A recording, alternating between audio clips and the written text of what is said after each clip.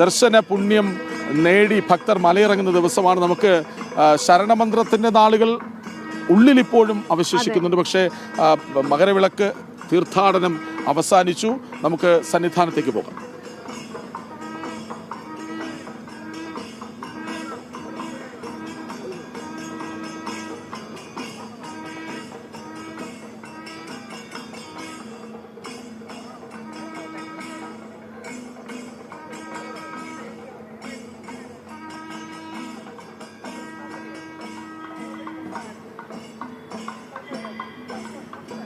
Yes, അപ്പോൾ സന്നിധാനത്ത് മിഥുൻ മുരളി ഒപ്പം ചേരുന്നുണ്ട്.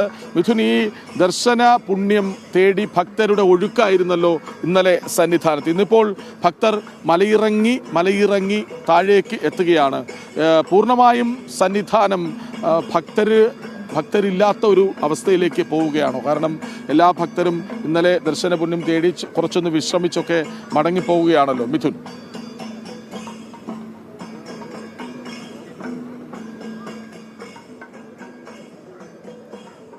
കൃഷ്ണരാജ്, സ്വാമി ശരണം. സന്നിധാനത്ത് തിരക്ക് തുടരുകയാണ്.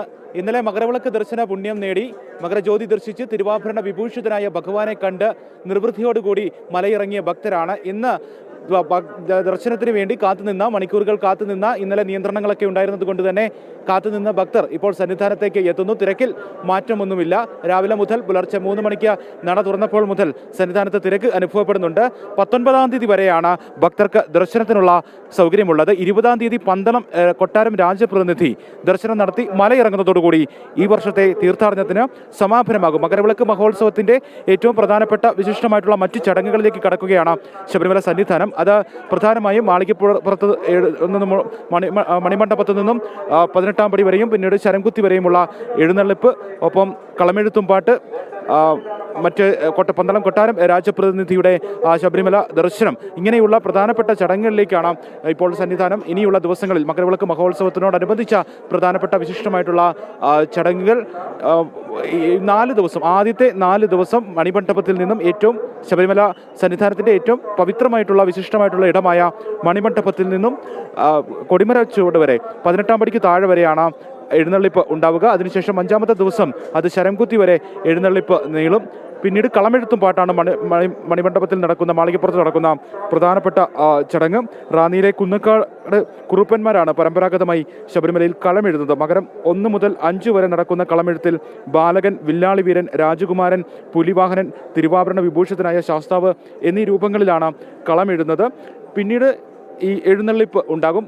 മണിമണ്ഡപത്തിൽ നിന്നും ഏറ്റവും വിശിഷ്ടമായിട്ടുള്ള അയ്യപ്പസ്വാമിയുടെ ജീവിത സമാധി കുടികൊള്ളുന്നു എന്ന് വിശ്വസിക്കുന്ന മണിമണ്ഡപത്തിൽ നിന്നും 18-ാം പടി വരെ എഴുന്നള്ളിപ്പ് എല്ലാ ദിവസവും ഉണ്ടാകും. ആദ്യത്തെ 4 ദിവസം 18-ാം പടി വരെയും പിന്നീടുള്ള ദിവസം ശരംകുത്തി വരെയുമാണ് ഈ എഴുന്നള്ളിപ്പ് നീളുന്നത്. കൊമ്പൻ മീശയോട് കൂടിയ തിരുമുഖമുള്ള തിടമ്പിലേക്ക് ആവാഹിച്ചാണ് എഴുന്നള്ളിക്കുന്നത്.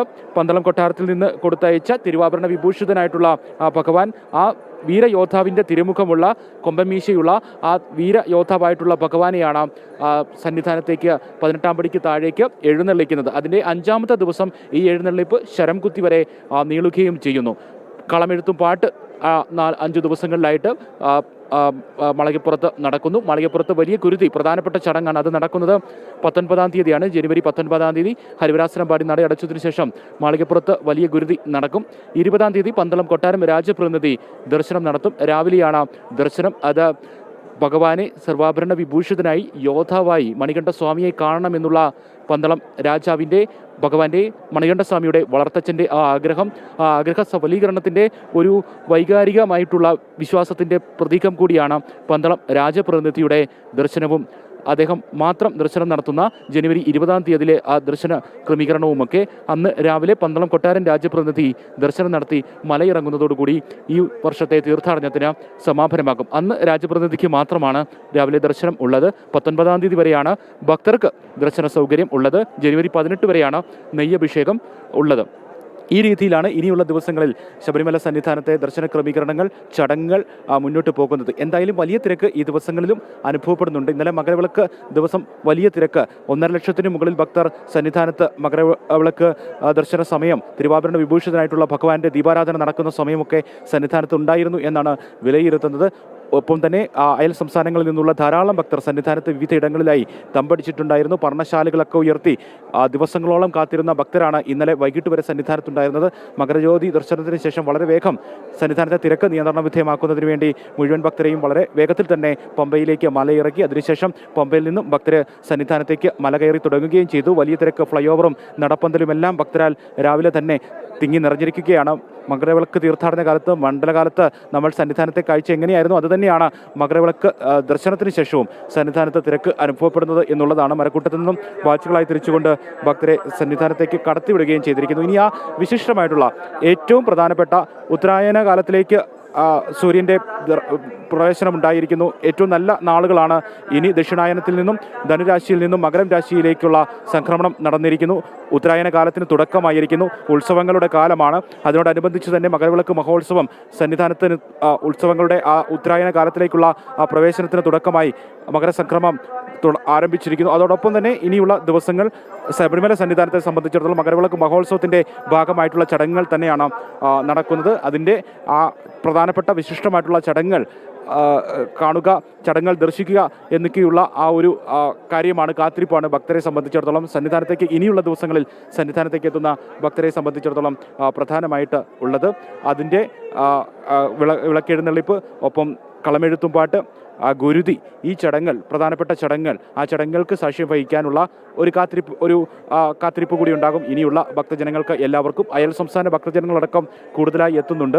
ഈ കഴിഞ്ഞ മകരവിളക്ക് തീർത്ഥാടനം ആരംഭിച്ചതിന് ശേഷവും അയൽ സംസ്ഥാന ഭക്തരുടെ എണ്ണത്തിൽ വലിയ വർധനവുണ്ടായിരുന്നു. ആ വർധനവ് അയൽ സംസ്ഥാന ഭക്തജനങ്ങളുടെ ആ ഭക്തജന പ്രവാഹം മകരവിളക്ക് ദർശനത്തിന് ശേഷവുമുള്ള ദിവസങ്ങളിലും തുടരുന്നു എന്നുള്ളതാണ് ഈ മണിക്കൂറുകളിലും സന്നിധാനത്ത് നിന്ന് കാണാൻ കഴിയുന്നത്. ഇനിയുള്ള മണിക്കൂറുകളിലും തിരക്ക് വർദ്ധിച്ചേക്കാം എന്ന് സൂചന നൽകുന്ന കാഴ്ചകൾ തന്നെയാണ് സന്നിധാനത്ത് നിന്ന് കാണാൻ കഴിയുന്നത്. എന്തായാലും വിശിഷ്ടമായിട്ടുള്ള ചടങ്ങുകളിലേക്ക് സന്നിധാനം മാറുകയാണ്. തിരുവാഭരണ വിഭൂഷിതനായി ഭഗവാൻ മാറിയിരിക്കുന്നു. തിരുവാഭരണ വിഭൂഷിതനായിട്ടുള്ള ഭഗവാനെയാണ് ഇപ്പോൾ ഭക്തർ ദർശിക്കുന്നത്, ഈ ദിവസങ്ങളിൽ എത്തുന്ന ഭക്തർ.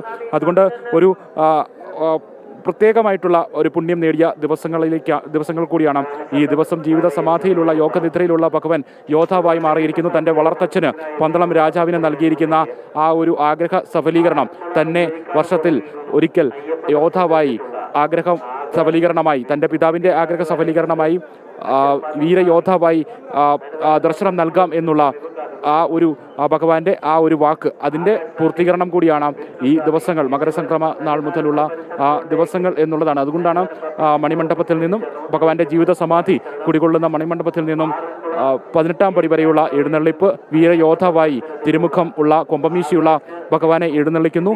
ശരംകുത്തിയിലേക്ക് 5-ാം നാൾ ആ എഴുന്നള്ളിപ്പ് നീളുന്നു. ഒപ്പം കളമെഴുത്തും പാട്ട് മാളികപ്പുറത്ത് നടക്കുന്നു. ഇങ്ങനെയുള്ള പ്രധാന വിശിഷ്ടമായിട്ടുള്ള ചടങ്ങുകൾക്ക് സാക്ഷ്യം വഹിക്കുകയാണ് ശബരിമല സന്നിധാനം. ആ ചടങ്ങുകൾക്ക് സാക്ഷ്യം വഹിക്കാനുള്ള അനുഗ്രഹം ലഭിക്കുകയാണ് ഈ ഒരു ദിവസങ്ങളിൽ. 19-ാം തീയതി വരെ സന്നിധാനത്തേക്ക് എത്തുന്ന ഭക്ത ലക്ഷങ്ങൾക്കും 20-ാം തീയതി മുരളി സന്നിധാനത്ത് നിന്ന് വിവരങ്ങൾ നൽകുകയായിരുന്നു.